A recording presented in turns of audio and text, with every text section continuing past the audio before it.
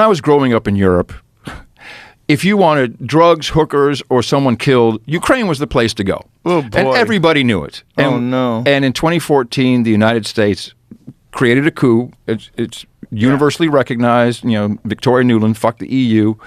They put a government in place with people that were predetermined. There's phone calls. There's evidence of this taking place. Victoria Nuland, there's evidence of this happening.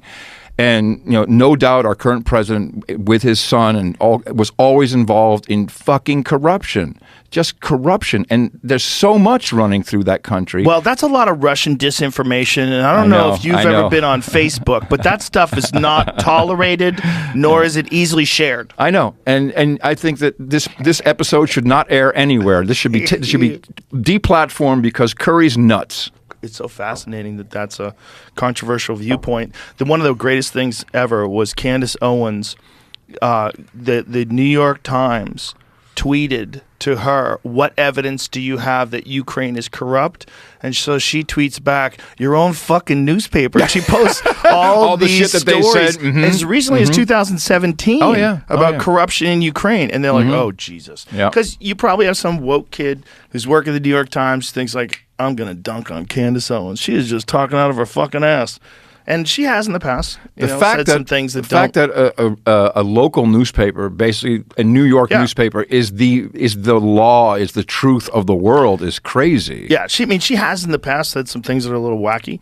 Haven't we all? But what she's saying here is like backed up by so many stories. Like the idea that they would just say that, not doing any research themselves. Like, what is she saying? She's saying Ukraine is corrupt. Hey guys, is that true? Like, if you're fucking 22, you don't know jack shit, and you just get out of college, you're like, hey guys, is that true? Is Ukraine corrupt? Well, fucking Google it. How long does it take? Well, before you tweet at her, it takes you 3 seconds. But what is the authority? Who is the authority? Is the authority the university where these papers were written? Well, whatever the authority is, if the fucking newspaper in which you work had stories about it being corrupt, maybe you should search at least your fucking own newspaper's databases they have before a system, you tweet They at have her. a system. They have a database they can look themselves. Don't even have to Google it. But I loved that because it was everyone had this narrative that if you're a good person, you have a Ukraine flag in your bio on Twitter. Oh yeah. And you support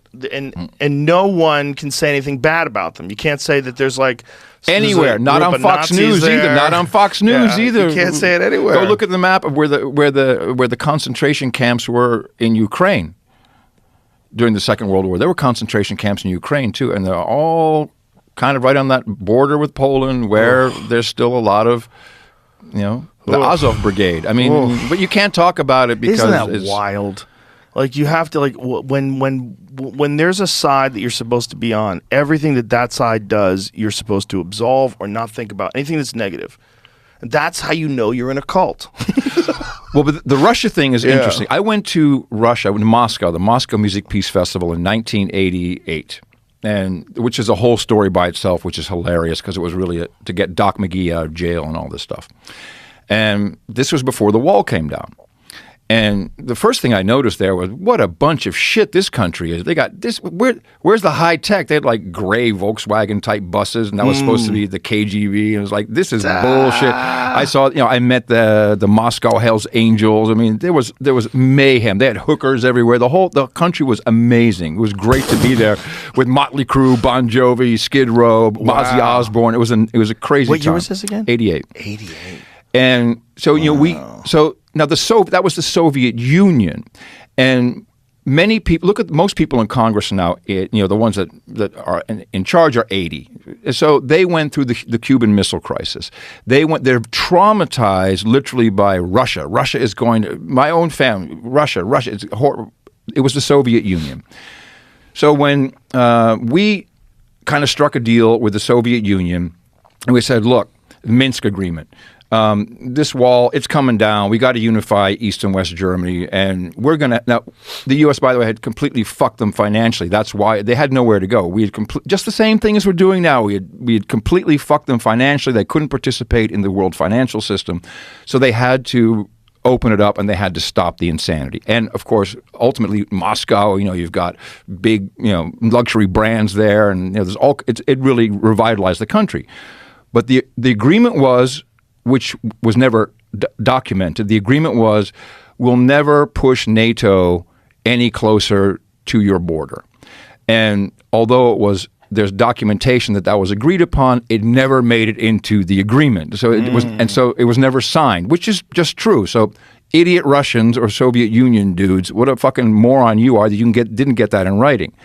Because subsequently we've had NATO just expand and expand and expand. And at a certain point, and this is the Russian disinformation, Putin now in Russia says, no more, you got to stop.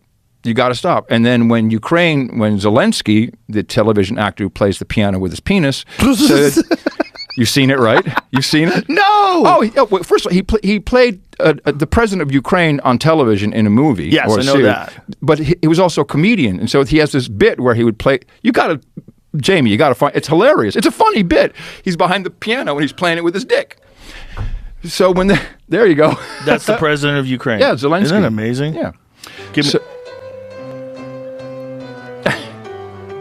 It's limited funny bit. It doesn't last that long. Oh, hold on a second. This goes on for 5 minutes. This is bullshit. His dick is not making those noises. Of course not. Oh, duh. No, really? This is stupid.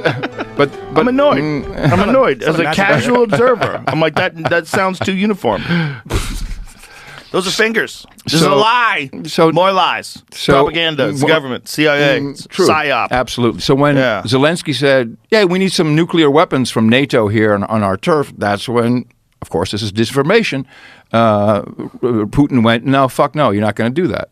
And then then the corruption it's important to keep Ukraine where it is because money's running through that.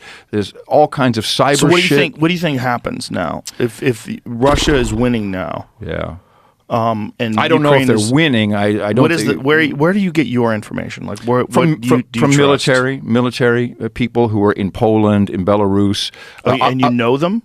Yeah, personally. Yeah. Oh, okay. Yeah. And so they're telling you it's rough. Yes. I mean, let's just look at some of this, which is, I think, well documented. A lot of this gear doesn't really make it to the Ukrainian front. It gets stolen. It's all over Eastern Europe, everywhere. These weapons, tank mortars, all kinds of stuff. You mean when we send those what are those called? That vehicle that doesn't work that good? Well, not the Bradley fighting vehicle. But if we send those Bradley fighting vehicles, don't we send a dude like Robert Downey Jr. to go over there and like explain that hey, this is how it fucking works? It's exactly like that. Robert Downey Jr. goes there and he sells it to some other dude because on the way to the front lines. Hey, I'll sell it to you. I'll sell it to you. Tony Stark. So that's the whole the origin story, right?